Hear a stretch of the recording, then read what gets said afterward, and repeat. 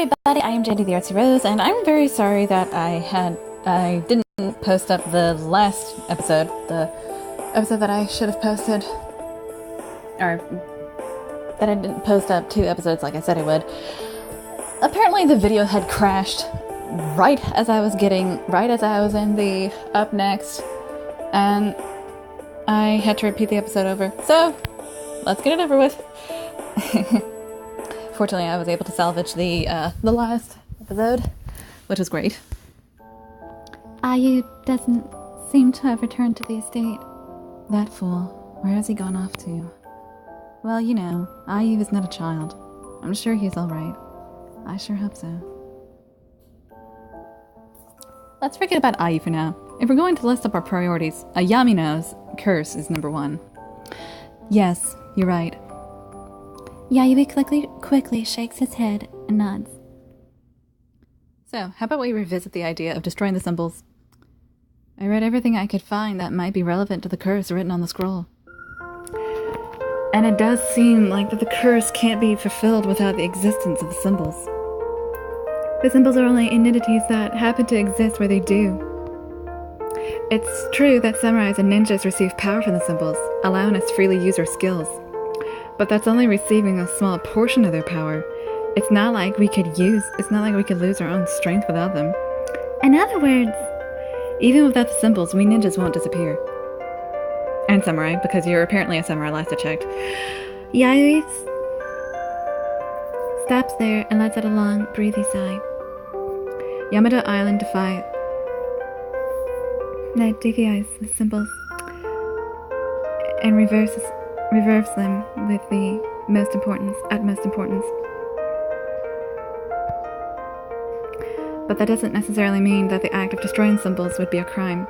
In any case, though they are mysterious, godlike entities, they are also very ambiguous. Like we said this morning, without the symbols, Yamino's curse might not be triggered. That's correct. I honestly never expected to hear the idea of cutting down the 1,000-year cherry tree coming from the mouth of someone as earnest as you, Yayoi. Falling in love sure does change people. Don't mock me. This doesn't have anything to do with falling in love. I simply want to save a Yamino. Yeah. If there's a possibility of it working, then I want to try. Because I want to save a Yamino. Because I want a Yamino to live.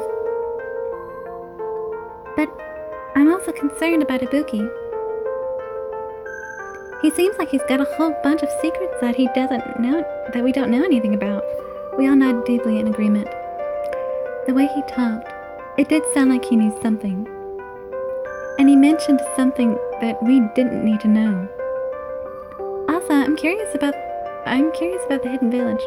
The Hidden Village? What about it? When I ran away from the Hidden Village was no longer there when I turned back. There was probably some huge spell cast on it to keep it completely hidden. Ibuki was the top of the top ninjas there. If a man like that is concocting scheme, that would mean that the whole village is plotting something. That could mean that the whole village is plotting something. In response to Rendell's suggestion,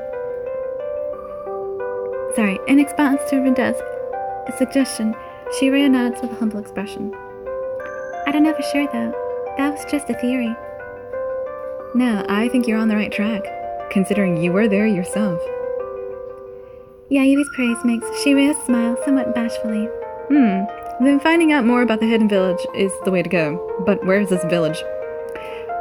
I was about to return to the Summer Village on foot, so it shouldn't be very far from there. And there's one more person who may know something about the Hidden Village. There is? That's right. There sure is. Yeah. Kuroku. Right. Yayoi grins and turns his gaze to me. Let's try going to the Tsuki estate. What's coming up next is... You return home to ask some important questions. Will Kuroku answer to all your questions? Or will you be able to get to the Hidden Village? I like to have you stand at my side, decked out in my choice of clothes and accessories. And then, I want to take them all off myself. Take them off? Yayoi's palms slowly struck my stomach and massaged my sides. Don't you know Ayami now? No, what? The reason a man gives clothing to the woman he loves. Why, so he can strip her naked later? I'm sorry if that's a very forward thing to say. I'm sorry.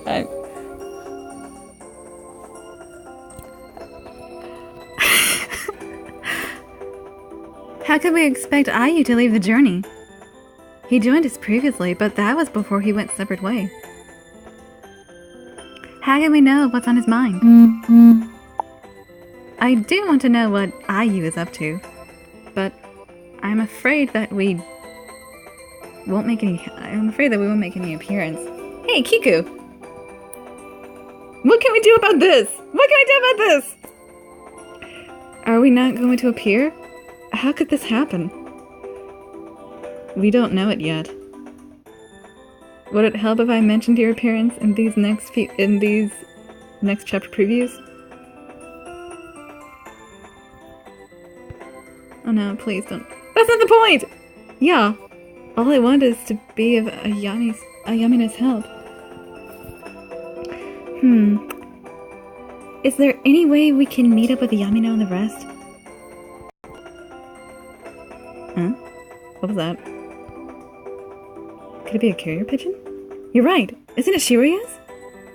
This makes me uneasy. Let's go to the next chapter to find out. Well, I've never seen that happen. A carrier pigeon, Oh, I've got mail. Please don't crash on me, please don't crash on me, please don't crash on me, please don't crash on me. About Ayu. Dear Yamina, I felt awful about going against Ayu. He and I have been close since we were kids, and I can't possibly betray his trust. But this time, I can't just change for him because you're the one that's important to me, and our future too. I thought Ayu would come to understand me. Yayoi. This was a long episode. Well, everybody, I am Jandy the Artsy-Rose, and I shall see you in another video once I dump all this data on my computer. Goodbye!